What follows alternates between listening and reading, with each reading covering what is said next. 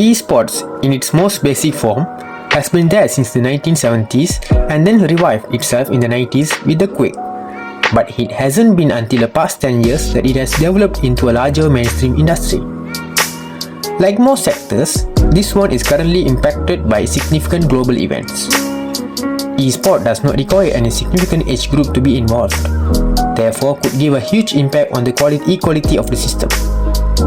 To make sure the quality of the system will always be in control of the organizations and to avoid any conflicts, the esport industry has always taken a further step to give equality and fair play ecosystem to be practiced.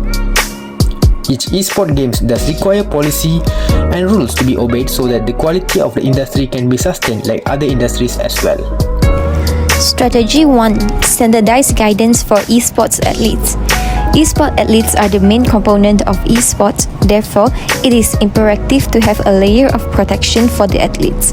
As the esports industry is relatively young and unregulated, athletes are often not aware of their own rights, leaving them susceptible to abuse, for example, use for free marketing or receiving one-sided contracts.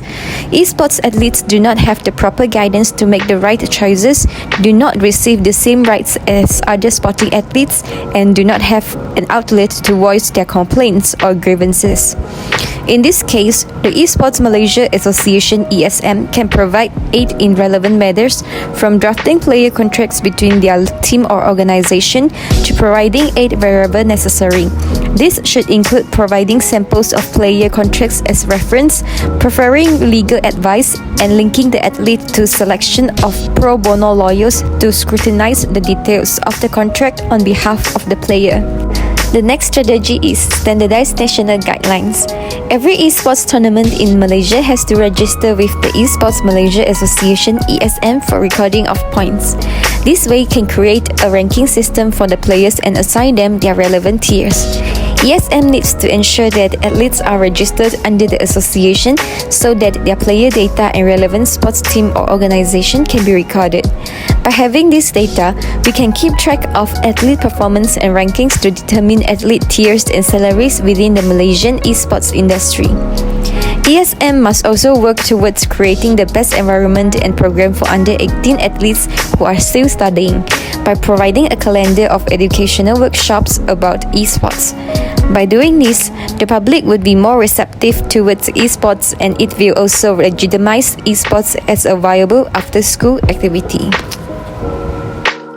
The allocation of 50 million for the development of electronic sport or eSport budget 2021 prove the government's commitment in empowering the sport, said Kuala Lumpur Electronic Sport Association President Hisham Darus. That the mall can take full advantage of the eSport ecosystem, including education and grassroots development in this country when the COVID-19 pandemic became a major global challenge. Hisham said the eSport ecosystem also includes various branches that help the country's economic development, such as organizing, coaching, and content creation that also help the economy of today's youth. Third strategy is better access to esports structure. For Malaysia, the proposed National Esports Hub project will serve as one of the key initiatives and catalysts in this strategic plan for esports development. The incorporated accommodation element will also make long-term esports league. Furthermore, the proposed National Esports Hub will also serve other esports strategic initiatives, namely the Esports High Performance Program, the National Esports League, and the Public Education and Awareness Program. Private sector joint ventures based on requests for proposal RFP will be explored. In addition to government grants, private sector investments and sponsorships will contribute great to the cause. The effort will be focused on refurbishing existing government facilities or building new ones to be used in the long-term development of the National Esports Hub. This center will be a role model and reference for future esports centers in other states. The National Science Centre in Bukit Kiara will be good reference to run the public esports gallery and education program. And the next one is develop a national esports academy. In Malaysia, there is a marked lack of esports academics that covers the whole esports ecosystem. Currently, the development of esports is mainly being run by the private sector and is not regulated. Thus, there is a need to develop a national esports academy to create a professional and controlled environment for the esports industry to grow. Currently, there are 2 small-scale private esports academies in Malaysia, which are not sufficient to serve local esports scenes.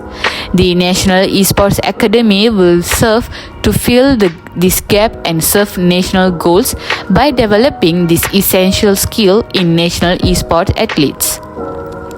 In the National Esports Academy, player will be a proper coach, manager, analyst and fitness instructor. Some players will even have their own dietitian. Like traditional sports, the support team can guide the coach talented player becoming professional athlete.